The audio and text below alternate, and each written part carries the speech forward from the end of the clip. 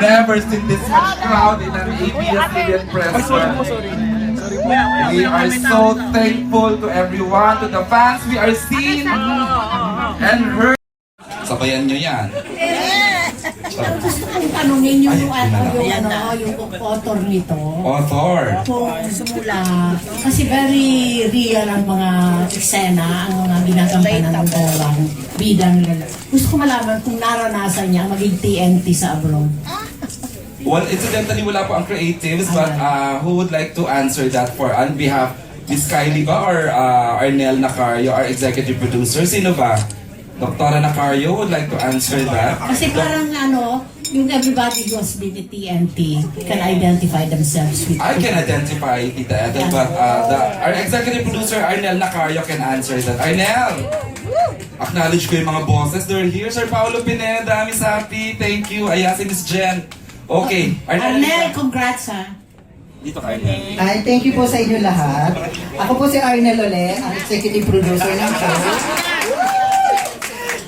Di ko pa in-expect na sasagot ako sa Anyway, yung kwento po ay based po sa research ng TFC. Before po kami nag-umpisang mag-start ng scripting ng show na to, may pinagdaanan po kaming proseso. Meron po kasing research yung TFC, doon po nag-base yung sa creative sa plat ng TFC. Kaya po, kung ano po yung nakikita nyo sa mga concerns, issues tungkol sa TFC, real po ito kasi based po ito sa research at hindi po yun na mga katang-isip lang. Yan pa. Arnel, will you make the two characters go back to the US? Ay, interesting. Pwede ko bang sabihin? For now po, enjoy po muna natin ang buhay nila dito sa Pilipinas kasi kakaumpisa pa lang po namin ng season 2 kung saan nandito na yung buhay nila sa Pilipinas. So, enjoy po muna natin yung buhay nila dito. Last question ko for you. Yes. Kailan mo pa babalikin si Andy? Oh, makakasama natin si ang pambansang bully, si Babayaan dyan. Opo, andyan po siya. Andyan Makakasama po po si natin James. lahat. Kailan mo siya pababalikin? Tulad po ng sinabi ko, enjoy po muna natin yung kinikilig ng dalawa. Kasi po baka hindi na po makalabas ng bahay si Albi kasi ang dami na pong nagagalit sa kanya. Pero may sabihin ako sa iyo, ha? Opo. Kasi based on the title of the series, may pakpak ang balita. Baka malaman namin sa iba. Kaya dapat ikaw na magsabi. Sige, okay lang po pag nalaman sa iba, at least hindi po galing sa akin.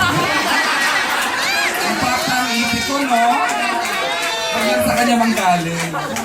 Thank you. Thank you po sa lahat. Congratulations lang gawin sa vlog. At ipanduin natin lahat, mabigyan na ng permanent resident visa si James. Para feeling nyo na parang masyadong overwhelmed yung pagtanggap ng audience dito sa On the Wings of Love sa Philippines at maging sa ibang bansa. Lalo yung mga may TFC, lalo yung mga Filipinos na nagtatrabaho. honestly, James Nadine, yung global acceptance sa On the Wings of Love at sa Jadine.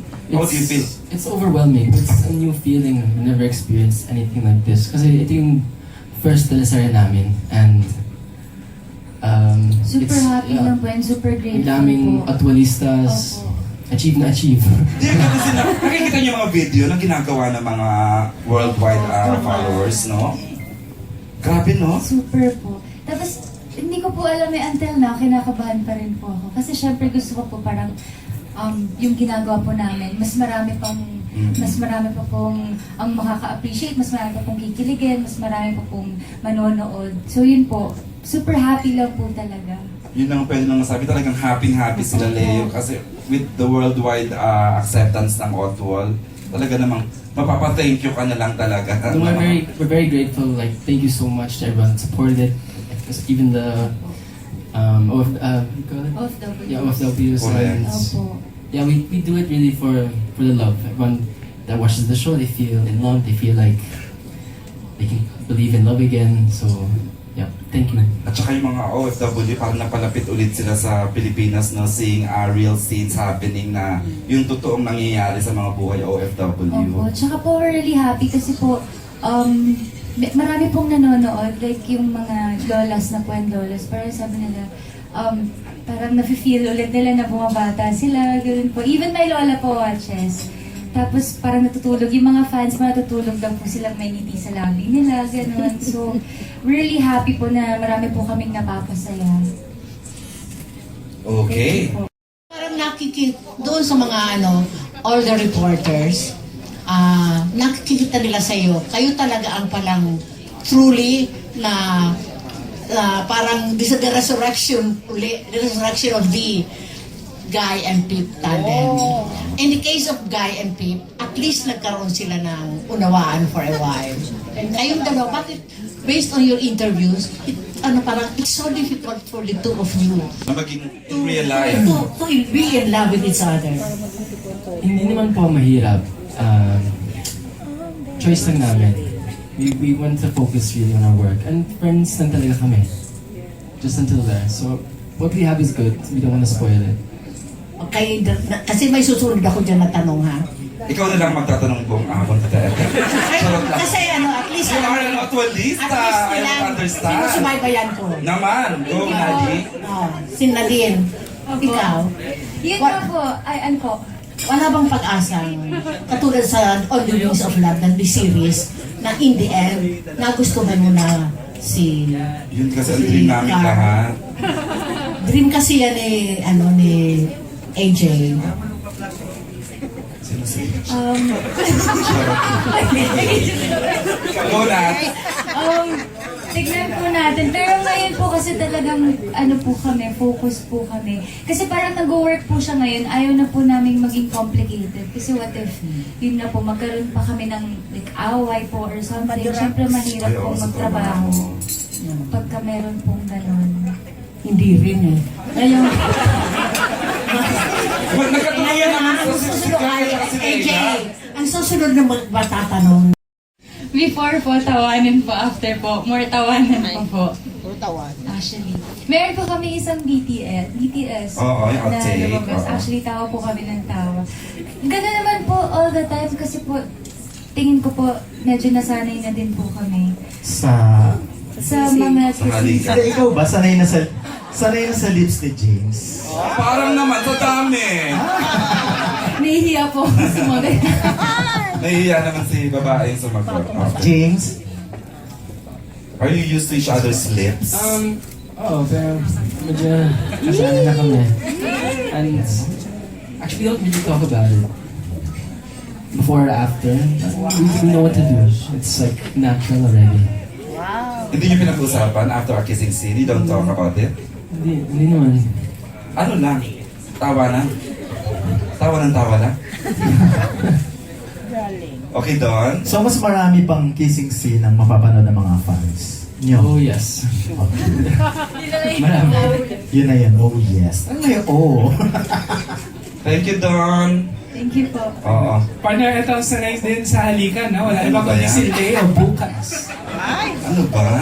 Tanghaling ka pa? Kayo, Pinalika na niya yung pillow kanina. hindi. Gusto kong tanungin yung dalawa. Ito na lang naman. Is short of an obsession. Check na check. Most watch sa iWatch TV with 3.7 million views. Sold out merchandise. Thank you. Best-selling scrapbook with 10,000 copies sold. Congratulations ha. I'm sure masaya siya, no? Kulay na high sa piling at mga Pilipino here in the Philippines and around the world.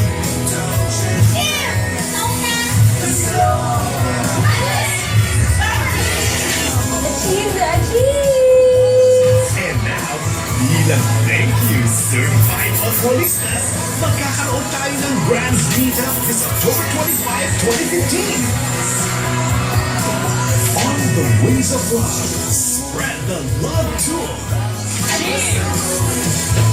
Tuloy-tuloy ang on-wall fever sa pagbabalik nila Clark at Lea sa Pilipinas. On the Wings of Love. Hindi na mapipigilan ni Clark si Lea.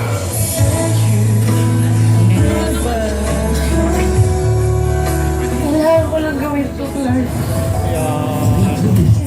Ito, hindi totoo.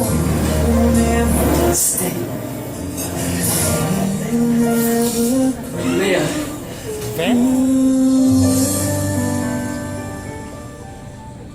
Ending na ba to? Wait, hindi pa.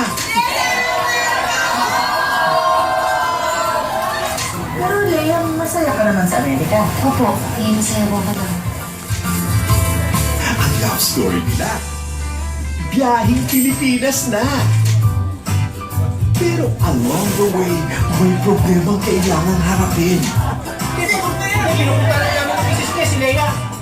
Clark?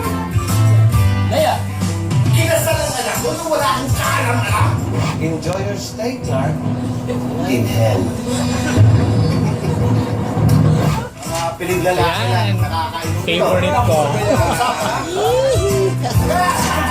Pero sa aming pamilya, anong trabaho mo sa San Francisco? Masha dancer. Joke lang po. Push pa ang kilig. Manindihan ka. It's the Filipino tradition of panliligan. Hindi yan. Your Highness Sir Sol. Kain na po. Number 1, bawal ang pakyu. Sound on. Hindi, I'll teach you Tagalog. Sarap lang eh. Sarap lang.